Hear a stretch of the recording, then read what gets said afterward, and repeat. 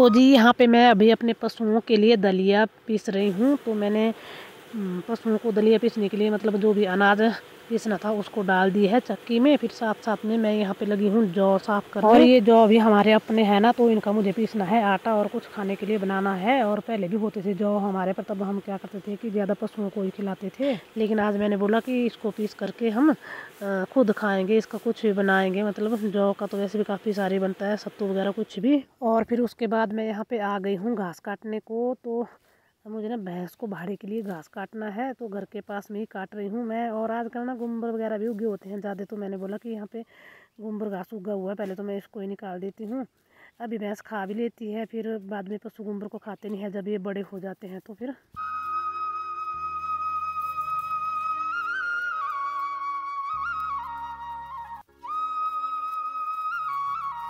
और फिर घास काटने के बाद यहाँ पे मैं सब्ज़ी निकाल करके लाई हूँ और इसको काट करके यहाँ पे लगा दी है तड़का। और मैंने आज ना सब्ज़ी को तड़का लगाया है इंडक्शन पे। मैंने बोला कि ऐसे ही रखा है अंदर, इसको यूज़ करते हैं। तो मैंने तो बोला ये चलेगा ही नहीं, पर चल पड़ा है। अभी तो फिर देखते हैं कि सब्ज़ी बनाएगा हमारा ये इंडक्शन या नहीं। और अभी मैं आई हूँ पशुओं को बाहर बांधने को। तो यहाँ पे देखा कि ये मैडम ना भैंस की पीठ पे चढ़ी है, इसको खुला छोड़ा था। उतर नीचे उतर। भैंस की पीठ पे बैठने को इनको ना बड़ा मज़ा आता है और भैंस को भी मज़ा आता है। भैंस को लगता है कि ये मुझे खुजा रहे हैं। ये भैंस की पीठ पे उछल कूद करते हैं ना, तो भैंस भी बड़ी खुश रहती है इससे। तो ये देखिए मैं इसको नीचे बुला रही हूँ, पर ये अभी उतरने का नाम नहीं ले रही है। फिर हमने बांध लिया है यहाँ पे बाहर बकरियों को, और इनको घास भी लगा दिया है। घास लाए थे इनको काट करके। और फिर अभी मैं अपनी बकरी का दूध निकालने लगी हूँ। अभी हमारी बकरी दूध दे देती है, और बच्चे अभी कम ही पीते हैं इसके दूध, क्योंकि इसके बच्चे बड़े हो गए हैं। दोनों के बच्चे बड़े हो गए हैं, पर इसका दूध निकालती हूँ मैं। दूसरी बकरी का दूध नहीं मैं निकालती हूँ, क्योंकि इसके बच्चे ना बोलते हैं कि भाई हमें खुद पीना है दूध। इसके बच्चे ज़्यादा प्रभाव नहीं मारते हैं दूध पीने की, तो तब मैं इसका ही दूध निकालती हूँ।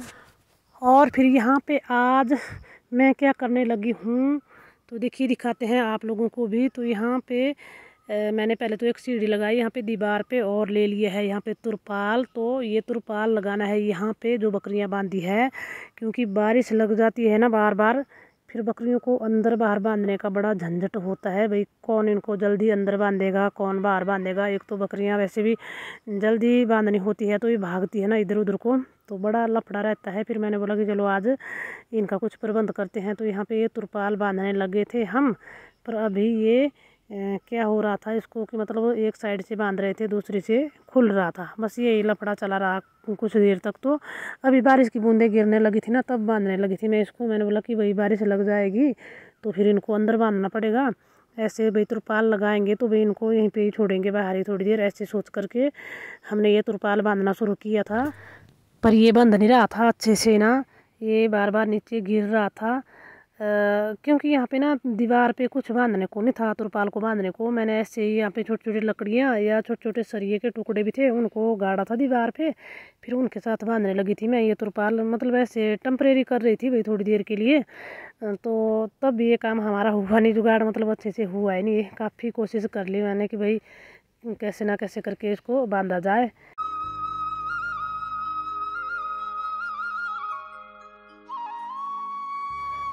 तो फिर काफ़ी कोशिश करने के बाद मुझे एक आइडिया आया। तो मैं रस्सी लेकर के चली गई ऊपर वाले कमरे में, और ऊपर मैंने रस्सी को खिड़की से बांधा और इसको नीचे फेंक दिया। फिर बीच में से बांधा इसको, मतलब ऐसे यहाँ पे बाथरूम के बरामदे में बांध लिया रस्सी को एक साइड से तो खिड़की पे बांध लिया था। फिर देखने लगे कि भाई कैसा हुआ जुगाड़, पर फिर भी ये जुगाड़ अच्छा नहीं हुआ। मतलब पानी तो नीचे ही गिरना था, ऐसे देख रहे थे। फिर भी यहाँ पे मैं सीढ़ी लगा लगा करके इसको ऊपर की तरफ ऐसे खींच रही थी कि भाई यहाँ पे थोड़ा सा ये सेट हो जाता। भाई जैसे भी मतलब बारिश गिरती तो पानी बाहर आ जाता, तो वैसे देख रही थी मैं।